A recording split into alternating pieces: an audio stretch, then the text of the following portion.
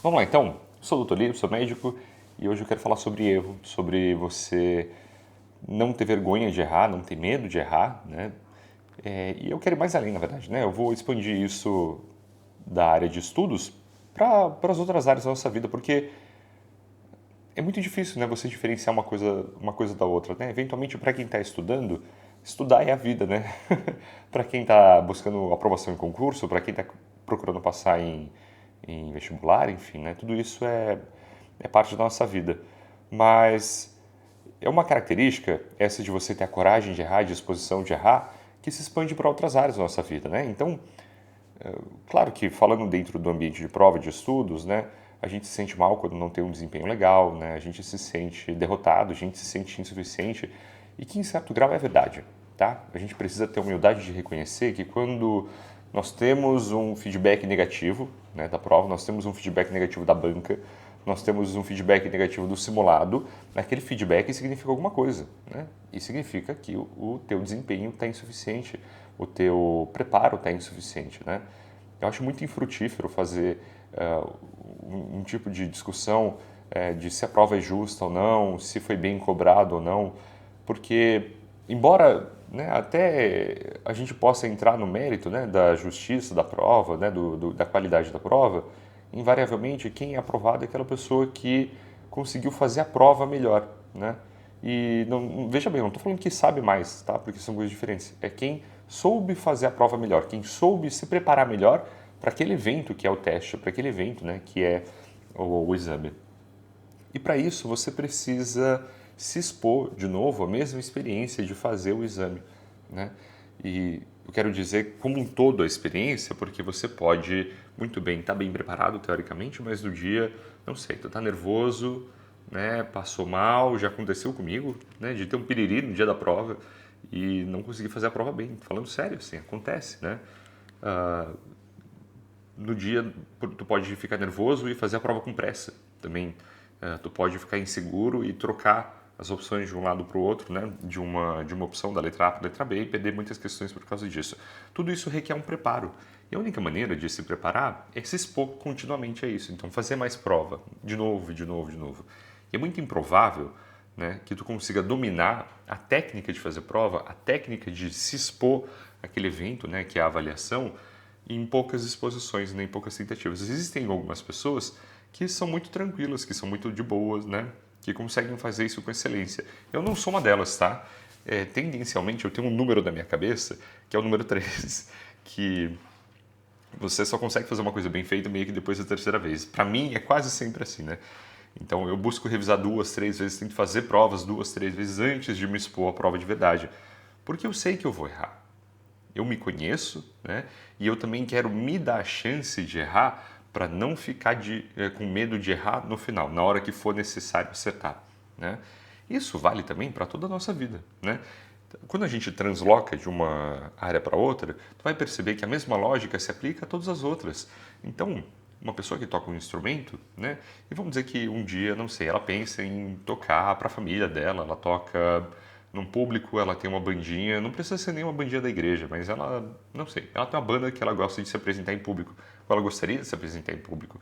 Ela nunca vai chegar nesse ponto de ter a coragem e nem ter o domínio técnico de se apresentar em público se ela não, né, primeiro passar pelo estágio de tocar sozinho em casa, né? Olha lá ele. Olha lá ele. De tocar sozinho em casa, né? De praticar sozinho em casa e errar aquelas músicas de novo, de novo, de novo, continuamente, até atingir um certo domínio técnico. Vale também para outras áreas, né? Uma pessoa, de novo, né, um atleta nunca vai ter um nível de desempenho a ponto de, não precisa ser competir, né? Mas a ponto de conseguir fazer muita diferença, né? Tanto na autoestima quanto, né, na percepção externa dos outros, ou enfim, de repente está entrando em competições amadoras também, não vai chegar nesse estágio se não passar pelo estágio também de tentar fazer as coisas, né, de maneira insuficiente no começo. Então você não vai correr muito no começo, você não vai puxar muito peso no começo, você vai passar pelo estágio, né, que você está meio que passando vergonha, que não é verdade também, né? E aí essa que é a sacada. Né? Eu vou usar uma coisa já para ligar na outra. As pessoas, no caso específico aí de ir na academia, elas evitam ir na academia porque elas se sentem julgadas, porque tem espelho para tudo que é lado, elas acham que as outras pessoas estão julgando. E não é verdade, ninguém está te julgando, só você está se julgando. Né? Assim como nos instrumentos, né? Se tu acha que está passando vergonha porque tu toca mal, mas tu está em casa, está praticando em casa e está tudo bem. Né? Mas tu não vai chegar naquele ponto em que tu vai ter um alto desempenho sem errar ali primeiro, sem treinar ali primeiro. Né? Então é quase como se o erro ele fosse um precursor, né? E ele é, na verdade, um precursor, né, do alto desempenho. É necessário que você erre. Tu tem que se voluntariamente expor ao erro, voluntariamente buscar o erro, né, para que tu consiga ter um desempenho bom em qualquer coisa. Tu tem que buscar se expor ao máximo possível. E aí entra uma outra parte da teoria que eu acho interessante, da prática também, né, pelo menos da minha, é que é o seguinte, né, quanto mais tu busca o erro, né, mais tu aprende. Por quê? Olha que interessante. Quando tu está tentando aprender, quando tu está tentando só aprender a acertar, né, tu está tentando praticamente memorizar ali uma rotina. Tem vamos dizer assim, uma forma cristalizada que tu tá tentando memorizar como que ela é. Quando tu está errando, tu está tentando ver aquilo de tantas outras formas diferentes, tantos outros ângulos diferentes, tu está tentando explorar aquilo a ponto de conseguir dominar aquilo por inteiro. Porque acertar, existe só um jeito de acertar, né, muitas vezes. Agora errar, tu pode errar de infinitos jeitos, mas cada modo que tu erra te dá uma perspectiva nova de como que é o jeito certo.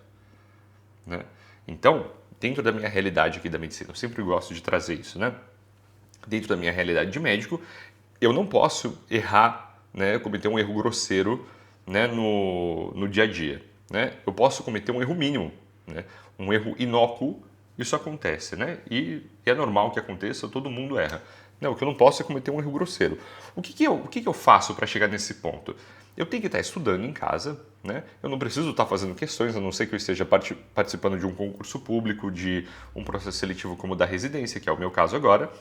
E aí eu preciso explorar algum conceito de muitos jeitos diferentes, tá? Preciso ver aquilo em diferentes cenários para que eu esteja preparado de diferentes cenários, mesmo que seja um conceito só.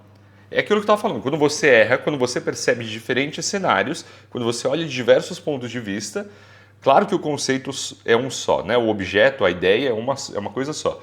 Mas as tuas maneiras de errar estão sempre diferentes. Então, vou trazer um exemplo aqui, né? Quando a gente está falando, por exemplo, de dor de barriga, na medicina a gente vai chamar de abdômen agudo, né? Dor de barriga é um jeito, vamos dizer assim, inespecífico de dizer um sintoma só, tá? Mas abdômen agudo é um caso em que a pessoa tem alguma afecção grave, possivelmente grave, tá? No abdômen, e tem uma infinidade de causas possíveis. Uma infinidade. Nem todas são graves, né? Nem todas são passíveis de serem operadas, né? Mas é preciso que eu conheça isso, né? De diferentes jeitos. Só que qual que é o problema? 99% dos casos é seguido, né? Esse abdômen agudo é referido como uma dor só, que é a dor de barriga, com poucos outros sintomas, e ainda mais no ambiente clínico, você tem outros poucos recursos para fazer um diagnóstico. Né? Então, qual que é a maneira certa de se aproximar disso? Isso vale também para praticamente 90% da medicina. Tá? É quase sempre uma coisa inespecífica que você tem que se virar ali nos 30% para entender. Qual que é a maneira de se aproximar disso? Bom, tu tem que aprender a ver aquilo de todos os jeitos diferentes possíveis, né? E tu vai errar a maioria deles, porque, de novo, só existe um diagnóstico certo, né? No caso, mas tu vai aprender todos os errados para cada um dos casos que tu for ver. Né? Então, por exemplo, para um diagnóstico ali de suboclusão intestinal, eu preciso aprender quais são os sinais clínicos daquilo. Como é que eu vou excluir outras possibilidades? Errando. Obviamente, né? Espero que não errando com o paciente, porque, porra, aí é grave, mas errando dentro de casa, errando nos meus estudos, errando fazendo questões que são o quê? São simulações clínicas, são casos clínicos. Né? É assim que eu estudo na medicina, né? É assim que se estuda, né? Além de ler artigos, além de estar se atualizando, né? Mas eu estou me propondo a errar aqui para não errar ali na vida real. Mas eu tenho que buscar voluntariamente o erro, eu tenho que querer errar, eu tenho que estar com vontade, me dispor a passar vergonha, vamos dizer assim, dentro de casa, para na rua poder fazer bem feito. É a mesma coisa com outras coisas assim. Né? Porque aprender a dançar, não adianta tu querer ir direto para uma apresentação em público, porque tu vai passar vexame. E aí tem que ter medo mesmo. Né? Mas enquanto tu não quiser voluntariamente passar pela fase em que tu vai lá na aula de dança, pisa no pé da menina, né? Ou você, menina, empurra o cara, né? Vai para a direção contrária assim que a dança está apontando, é normal, é absolutamente normal. Tu tem que voluntariamente buscar o erro. Né? Esses vídeos que eu estou gravando é a mesma coisa. É a mesma coisa. Né? As pessoas me perguntam assim, mas como é que tu grava tanto vídeo? Eu tenho que buscar gravar o vídeo, me expor aqui, né? Me expor ao julgamento de vocês, que nem sempre é um julgamento muito gentil, né? Mas na maioria das vezes na maioria das vezes, graças a Deus, eu tenho um apoio, eu gosto muito de vocês que assistem, eu fico muito feliz com os comentários de vocês, inclusive, com o feedback, né? Mas eu tenho que me expor a esse retorno, eu tenho que me expor, né, ao risco de ser criticado, e muitas vezes eu sou criticado, né? Mas eu tenho que me expor. Por quê? Porque como é que eu vou aprender a falar melhor? Como que eu vou aprender a organizar minhas ideias melhor? Como é que eu vou conseguir falar sobre alguma coisa sobre a qual eu gostaria de falar, mas na frente da câmera, né? Se eu não começar a falar gaguejando, se eu não começar errando, se eu não começar a gravar um vídeo e ficar viajando no meio do vídeo, né? Um dia eu ainda vou gravar um vídeo só com todas as falhas dos vídeos, porque eu gravei, eu salvo todos, né? Eu vou gravar depois um vídeo só com as edições para vocês verem quantas vezes eu começo a gravar, né? E aí eu enrolo no meio, ou eu comecei a me perder na ideia, tive que parar a gravação. Mas se eu não passar por essa fase, se eu não passar pela fase de passar vexame, de fazer alguma coisa estranha, eu não consigo chegar nessa fase aqui, que é começar a falar com vocês assim, na câmera espontânea. Né? As pessoas me perguntam, como é que você fala bem assim? Assim. Eu gravei muitos vídeos. E se tu comparar os primeiros com agora, tu vai notar que tem uma diferença absurda entre os dois. Porra, tu nota que tem uma diferença absurda entre 3 meses atrás, que foi quando eu comecei a gravar, e agora. Então, esse vídeo é um convite para você errar. Né? Eu quero te convidar a errar. Eu tenho certeza que quanto mais tu erra, mais perto tu fica do teu objetivo. Né? Quando você for errar, quando tu for errar, erra sem medo. Quando tu for cair e falhar, cai para frente, cara. Cai para frente. Não cai para trás. Não considera um retrocesso. Tu tá caindo para frente. Né? E aí tu levanta, dá um sacode assim na poeira, olha onde foi que tu pisou errado, reorganiza o trajeto e segue em frente. É isso. A gente se vê na próxima. Tchau.